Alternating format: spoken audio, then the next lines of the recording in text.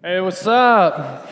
Glad y'all made it tonight. All right, here's what I need you to do. This is awkward and no one likes to do it, and everyone's like, I freaking hate it when you do this. But here's what I need you to do. I need you to grab your chair and I need you to move up like 3 feet.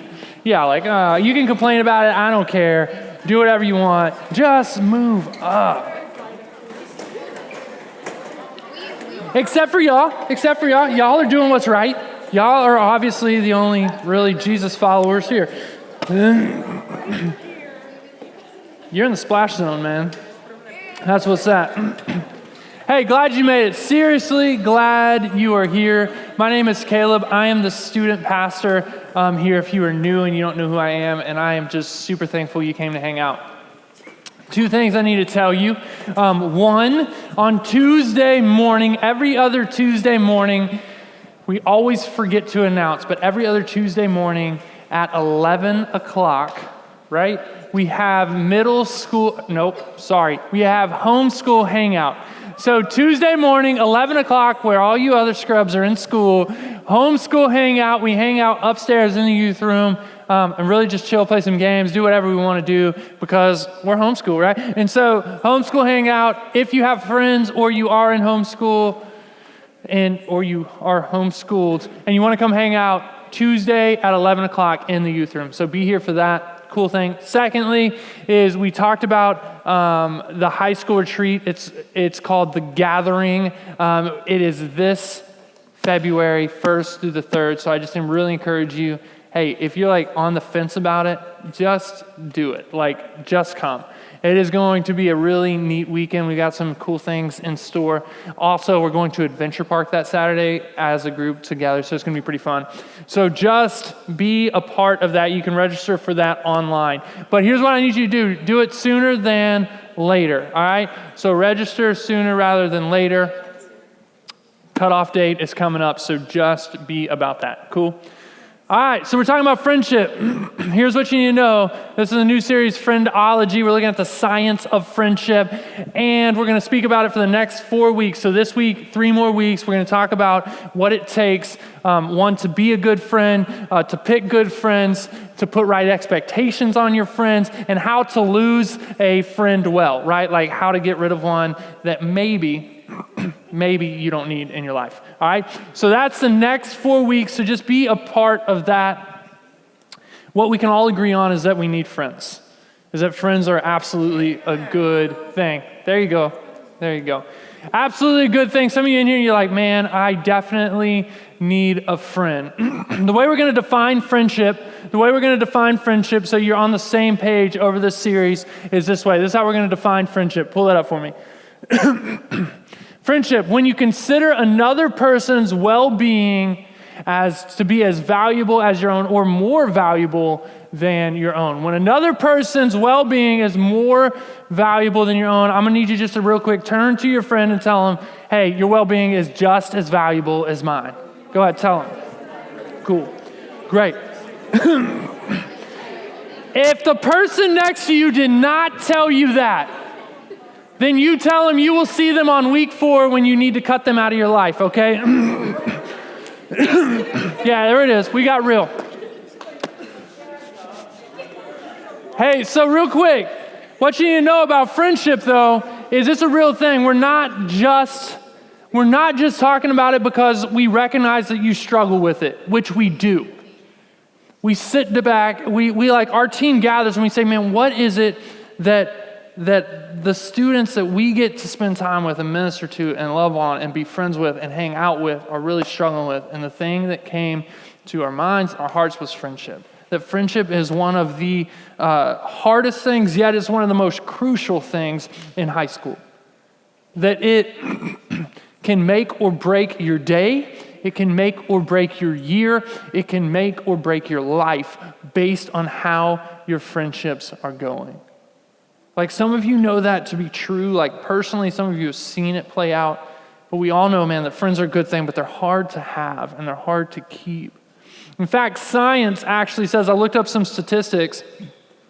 Science actually proves, research actually has proven that people with, listen to this, with a wide range of friends have less tension, they suffer from less stress, have a stronger defense, and live longer.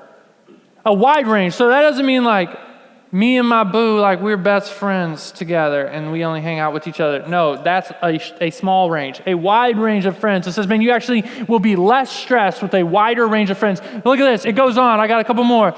That friends encourage not only good friends, mind you, good habits. They chase away depression. They help you overcome disease. They cause satisfaction, pleasure, and happiness. That your good friends actually help you to be happier. And studies have shown that there's a 50% increase in odds of surviving life if you have a solid friend group. Like it just said, in survival.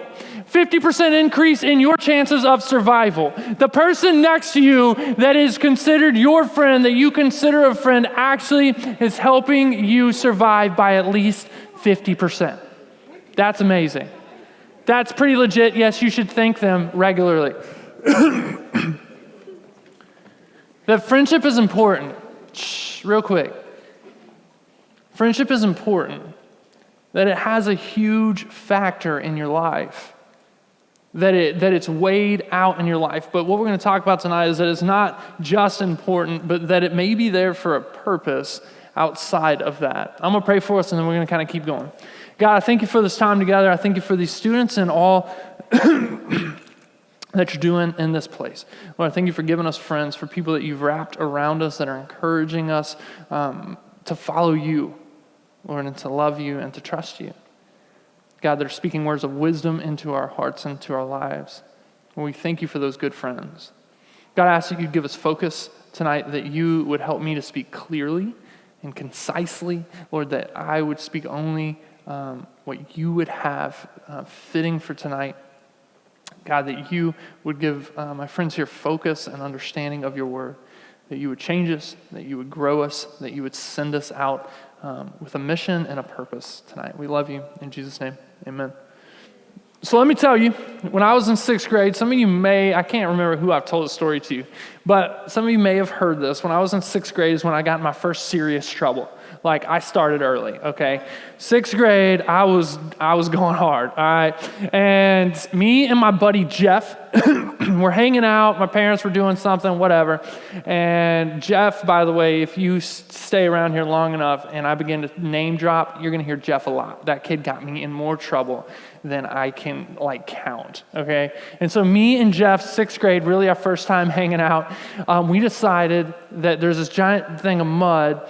And I remember I took a mud clot and I threw it over the fence. Well, on the other side of this fence is a house and a Mustang, and it hits it. And I hear, doom! And I was like, oh, that sounded kind of cool. I look over and I was like, oh, and it stuck. That's amazing. Okay. And so I was like, Jeff, let's just throw some mud clots. And so we are chunking these giant mud balls over this fence. Doom, doom, doom, doom, doom, doom. And we're just having the time of our life. We keep looking over. It's the coolest thing. His house is covered, right? It is 6th graders. We're like, that's awesome. My friend Ryan shows up. He was a little late to the party, and he's like, hey, what y'all doing? We're like, well, we're throwing mud clots, but we're done now. I just had a feeling in my gut. We don't need to throw anymore. I think we're good. Well, Ryan said, man, no, I want to throw one more. Let me throw one more. Jeff is like, yeah, throw one more. And I'm like, no, I don't feel right about this. As soon as he throws that mud clot, it hits the house, and you hear a man's voice. I'll never forget how it sounded. He said, what the beep? And as a 6th grade Christian boy, I said, uh-oh, that was a bad word, right? We take off running, end up in where my parents were, but the guy at Pizza Hut was smoking a cigarette outside. He saw us running, and this man came in hot, and he was like, where are those boys? He said, I think they went right in there. I would still punch that guy in the face today, okay? He comes in, my hands are in my pocket, and he says, who was throwing the mud?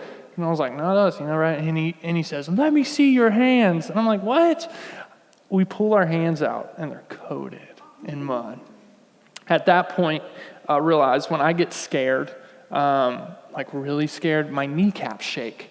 Okay, it's a weird thing, all right? Does that happen to anyone else? Do you get that? Where your kneecaps just start going. Go. I don't even know how it happens, but man, they were going off, right? I was like, yep, you're right, boys. Like, this is not a good situation, right? He's like, what were you doing? I was like, I was digging for frogs because frogs live in mud piles. No, they don't. Dumbest answer. Cops get called, by the way. Cops get called. We end up going with the lie that we didn't know it was on the other side of the fence, end up having to go to his house on a Saturday, wash his house and his car. First of many. You want to know why it was the first of many? Because it was also. And I started the throwing, but my buddy Jeff, he was one that egged on. It was the first of many because it was the first time that me and Jeff had ever hung out. First time me and Jeff ever hung out, that night. First time I got in serious trouble. I got in a lot of serious trouble after that when I hung out with Jeff. Here's why. Because your friends have a huge influence on you. They have a huge influence on what you're going to do. They have a huge influence on what you say, on what you wear, on how you walk, on how you treat other people. I yelled at a girl one time because there was another girl I liked, and I thought it would impress her. That was the dumbest thing ever, right? Your friends have a huge impact on you, whether you like it or not. But here is the reverse side of it, is that you have a huge influence on your friends. I don't know if you realize that. I never saw it that way. What I saw was my friends influenced me a lot. But I never actually looked through their eyes about me. That if they're influencing you a lot, you can guarantee that you are also have a significant influence and impact on their life. And it's in your influence on their life that everything can change in their life. I want you to hear that. It's your influence in their life that can cause everything to change for them. It's your influence in their life that can cause everything to change. So often, their influences change things for us, sometimes for good and sometimes for bad. But your influence in their life could change everything. And in Philippians is where we're going to be. Paul is writing to this church, and this church is having some rough times, that they meet together like us, they worship together like us, but some people had gotten on stage right where I am and began to preach something other than Jesus. And so the people in the congregation were being influenced differently, and they were beginning to disagree, they were beginning to fight, relationships were beginning to break up. And so Paul, in an effort to restore relationships, he writes to him, he says, hey, what you need to understand is here is how you need to use the influence in your relationship with one another. Here's how this should go. And this is how he writes it. He says, do nothing out of selfish ambition or conceit, but in humility, consider others as more important than yourself. What you need to understand about humility, some of you see humility and it means I need to think poorly of myself. I need to think lowly of myself. No, to be humble does not mean that you think poorly of yourself. To be humble means that you don't think of yourself at all. That you just think of others. And so he says, do not do anything out of selfish ambition, but without thinking of anyone else, consider others, without thinking of you, consider others as more important. He says, man, it's not thinking lowly. It's just not thinking of yourself at all. It's just considering other people. See, often we maintain a friendship because of what it benefits us. How can this person benefit me? And as soon as they're rude, as soon as they're mean, we ditch them. We get rid of them.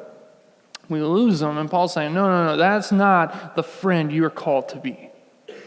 No, the friend you're called to be is someone who is humble, who does nothing out of selfishness. He goes on and he expands in verse 4.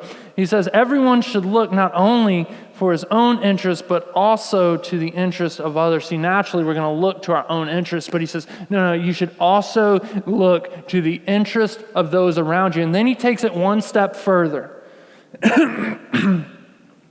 And for some of you that don't know Jesus, this is just a cool intro into who Jesus is.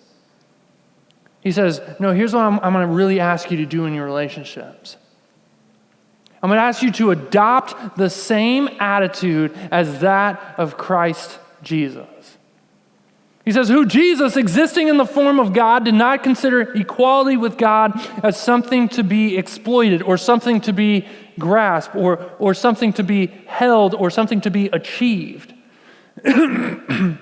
Instead, he emptied himself by assuming the form of a servant, taking on the likeness of humanity, and when he had come as a man, he humbled himself. Again, not thinking of himself lowly, but just not thinking of himself at all, by becoming obedient to the point of death, even death on the cross. He says, man, be like Jesus, who didn't consider some royalty or some priesthood or some king role. Instead, he says, man, no, he took on a servant to the point of dying for us so that we would not have to die.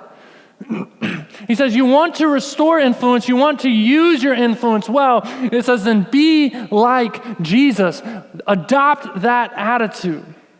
Yet if you think about it, I would challenge you to consider, what attitude are you truly adopting in your friendships and in your relationships? See, often what you understand is your relationships don't work out, and 50% of the problem for the reason they don't work out is you. 50% is them, I get it.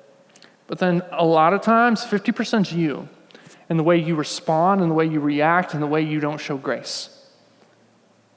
That absolutely relationships would be restored a lot quicker, and relationships would last a lot longer if we maintain this attitude. See, your friends, they hold the deepest, darkest secrets of you. They know things about you that maybe no one else knows. They're the people you run to when your parents, when you're fighting with them and things aren't working out there. They're the ones you run to about relationships and in relational advice. They're the ones that you truly depend on. There's not like just a light amount of influence. There's a significant amount of influence there that you have with your friends. That there is a significant opportunity there for you to begin to create an avenue that everything will change for them.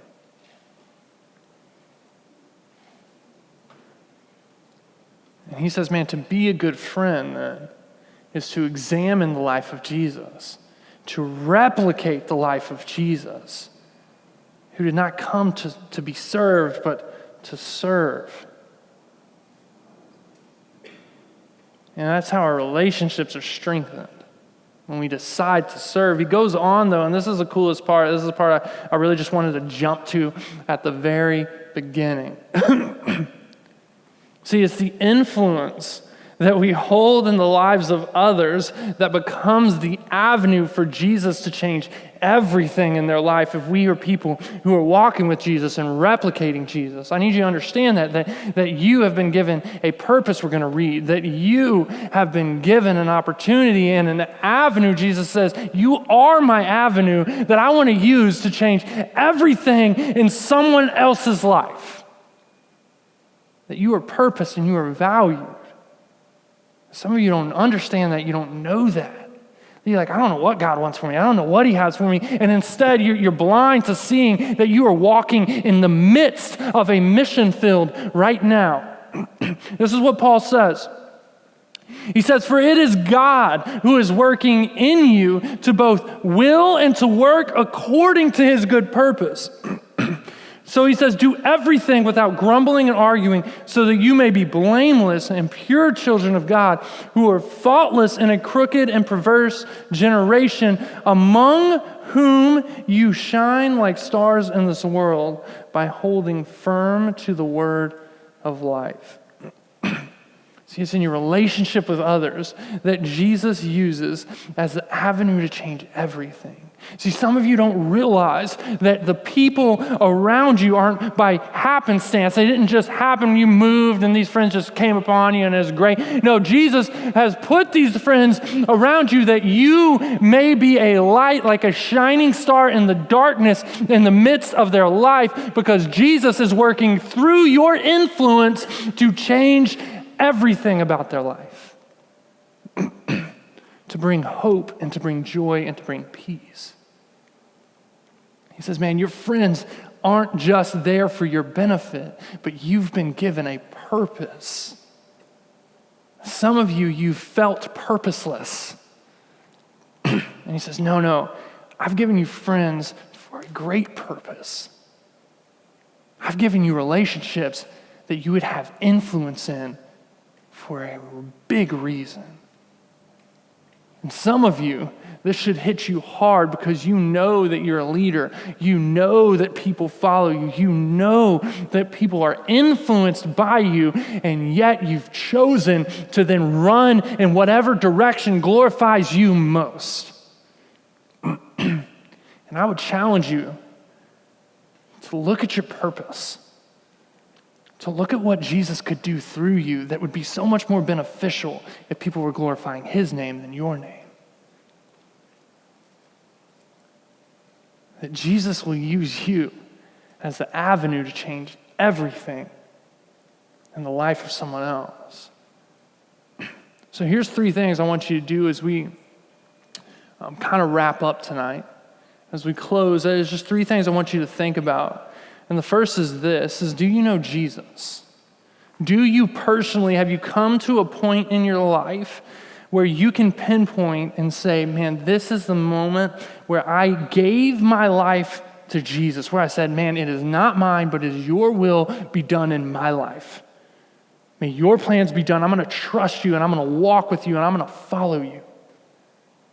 Like, have you come to that place? Because here it is, that your stability increases when you recognize your value. That the people around you, the microphone that they have into your life becomes a lot smaller and a lot quieter when you recognize that your value no longer comes from them. But your value comes from the one who says, I made you perfect and I love you and I purposed you and I have a plan for you and I've died for you and I've risen again to give you new life. When you recognize that your life is in Jesus, your stability increases because you recognize your value in him and not this world. So do you know Jesus? Have you come to a place where you have placed your faith in him? And if not, then tonight, there's no better night. Come to a place before God where you trust him with your life, recognizing you were sinful, and he died for that sin, that in the eyes of God, you have been made clean, you have been made pure, that you are forgiven, and that you now have life eternally with the Father. When this one's gone, when this one's done, you have eternity with the Father. Second thing is this, that you would begin to see your relationships through the lens of purpose. That it's not just about you and gratification. Yes, good friends are good and those things are great, but that you would begin to look at it as an opportunity to be a light in the darkness of some other people's lives. You have some friends that are going through things that are unimaginable. You have some friends that are dealing with things that are heartbreaking and potentially life-ending, that you have some friends that are going through some tough times, and you have an opportunity to be a shining star in the darkness of their life. You'd begin to look at your relationships with purpose. And then lastly is this, and equally as important to the first one. No, it's not. That's close. That who around you needs a good friend? That you'd begin to open your eyes and you'd begin to consider, man, who around me Who around me needs a good friend? Who is it at the lunch room that sits by themselves in my third period class that I know they're struggling? In my neighborhood, at the gym, on my team. Yeah, I get it, they're annoying. I get it, they smell weird. I get it, they talk about funky things. Like, I get it. It doesn't mean they don't need a good friend. It doesn't mean that God didn't put them in your life for a purpose. Are you going to recognize that and be obedient to that? Or are you going to ignore that?